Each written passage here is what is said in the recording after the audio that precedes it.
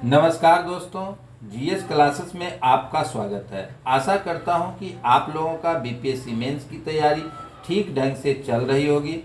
आज हम लोग बीपीएससी मेंस के लिए एक महत्वपूर्ण टॉपिक बिहार इथेनॉल उत्पादन प्रोत्साहन नीति 2021 पर चर्चा करेंगे। क्योंकि राज्य सरकार का इस पर खास फोकस है, इसलिए इससे संबंधित प्रश्न पूछा जा सकता है।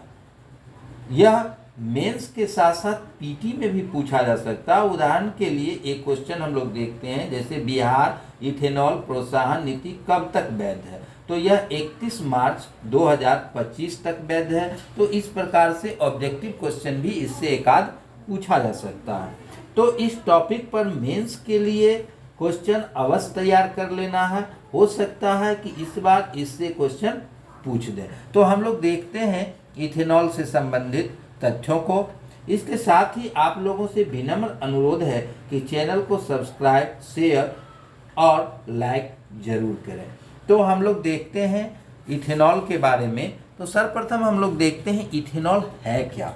तो इथेनॉल एक तरह का अल्कोहल है जिसे पेट्रोल में मिलाकर गाड़ियों में ईंधन के रूप में प्रयोग किया जा सकता है। इथेनॉल का उत्पादन यूं तो गन्ना से होता है, लेकिन शर्करा वाली अन्य फसलों एवं सड़े अनाजों से भी इसका उत्पादन किया जा सकता है। इथेनॉल के उत्पादन पर राज्य सरकार का खास फोकस है। बिहार अलग इथेनॉल नीति बनाने वाला देश का पहला राज्य बन गया है। बिहार को इथेनॉल हब बनाने की योजना है। बिहार में वर्तमान में इथेनॉल का उत्पादन प्रति वर्ष 12 करोड़ लीटर हो रहा है। इथेनॉल के उत्पादन में बिहार का देश में 5वां स्थान है।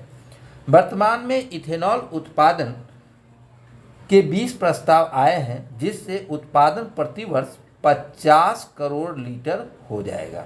इसे बढ़ाकर प्रति वर्ष 1000 लीटर करने का प्रस्ताव है। बिहार में इथेनॉल उत्पादन के 650 करोड़ के निवेश प्रस्तावों की मंजूरी दी गई है। नए उत्पादन इकाइयां मधुबनी, मोतिहारी एवं गोपालगंज में लगाए जाएंगे। इसके साथ ही इसे और विस्तार दिया जाएगा और बिहार के 38 जिलों में इथेनॉल का प्लांट लगाया जाएगा। अब हम लोग देखते हैं बिहार इथेनॉल उत्पादन प्रोत्साहन नीति 2021 क्या है।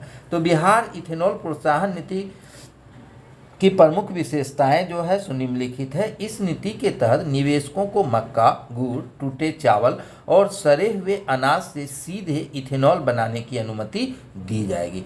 एक निवेशक को 15% और अधिकतम 5 करोड़ की सरकारी सब्सिडी दी जाएगी। यह सब्सिडी राज्य सरकार की औद्योगिक प्रोत्साहन नीति के तहत पहले से दी जा रही स्टाम्प ड्यूटी, पंजीकरण और मूल रूपांतरण शुल्क, बिजली शुल्क प्रतिपूर्ति और रोजगार एवं कौशल विकास सब्सिडी में छूट के अतिरिक्त दी जाएगी।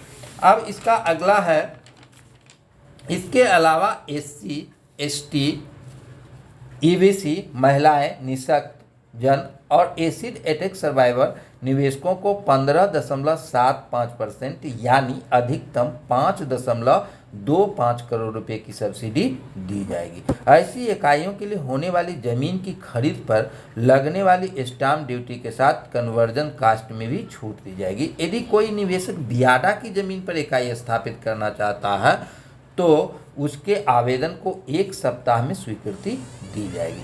बियाडा और उद्योग विभाग 4200 एकड़ जमीन निवेशकों को आवंटित करेगी। पहले से जारी इथेनॉल प्रोजेक्ट को इस नीति का फायदा नहीं मिलेगा। उद्योग विभाग उन्हीं प्रोजेक्ट का अनुदान स्वीकृत करेगा जो केवल इथेनॉल का उत्पादन करता है। निवेशक को पहले चरण की मंजूरी के लिए 30 जून 2021 तक आवेदन करना होगा। वित्तीय मंजूरी के लिए 30 जून 2022 तक आवेदन कर सकते हैं। इथेनॉल प्रोत्साहन नीति 31 मार्च 2025 तक ही वैध रहेगी। अब हम लोग देखते हैं बिहार इथेनॉल उत्पादन प्रोत्साहन नीति का लाभ क्या है।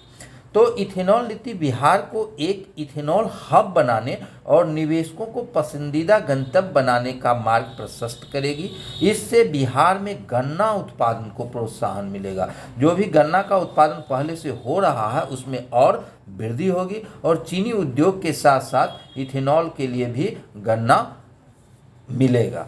इस नीति से निवेशक अब मक्का उगाने वाले 18 जिलों के किसानों से अच्छी दर पर मक्का खरीद सकते हैं। इथेनॉल के उत्पादन से बिहार के औद्योगिकरण को बढ़ावा मिलेगा और क्षेत्र में भी उद्योग लगाए जाएंगे, यानी कि इथेनॉल से संबंधित और जो भी उद्योग होंगे उसमें भी जो है सो विकास होगा। जैसे इथेनॉल के साथ साथ इससे इत्र बनाने, साबुन बनाने तथा अन्य रासायनिक पदार्थ बनाने में भी मदद मिलेगी, यानी कि इथेनॉल पर आधारित जो अन्य उद्योग होंगे उनकी स्थापना में भी मदद मिलेगी। अब है इथेनॉल के उत्पादन से किसान अपने भाग्य को संवार सकते हैं। इससे बड़े पैमाने पर रोजगार सृजित होगा, यानी कि उद्योग लगेगा तो लोगों को रोजगार मिलेगा और कृषि भी उन्नत होगा, क्योंकि कृषि और उद्योग दोनों में सहसंबंध है। तो जो जो कृषि का विकास होगा उद्योग उसके साथ रहेगा, तो उद्योग के साथ साथ जो है कृषि का भी विकास होगा, तो दोनों का विकास इससे होगा। अब जो है इससे मक्का तथा धान की पैदावार करने वाले किसानों को लाभ मिलेगा। उनकी खराब फसल के लिए बाजार मिलेगा, यानी कि अगर किसान का अनाज खराब हो जाता है, यानी कि प्राकृतिक विपदा के कारण या किसी कारणवश जो है सो उनका अनाज या फसल खराब हो जाता है, तो उसके लिए भी बाजार उपलब्ध होगा और उन खराब फसलों का प्रयोग इथेनॉल बनाने में किया जाएगा। यह पर्यावरण के लिए भी अनुकूल है। इथेनॉल का इस्तेमाल से कार्बन मोनोऑक्साइड तथा नाइट्रोजन ऑक्साइड का कम उत्पादन होता है और यह पर्यावरण अनुकूल है, यानी कि इसका पर्यावरण प्रदूषण इससे कम होता है। तो यह बिहार इथेनॉल प्रोत्साहन नीति 2021 था। इस पर आप लोग प्रश्न अवश्य बना लेंगे। साथ ही आप लोगों से गुजारिश है कि इस चैनल को सब्सक्राइब, लाइक और शेयर करें। धन्यवाद।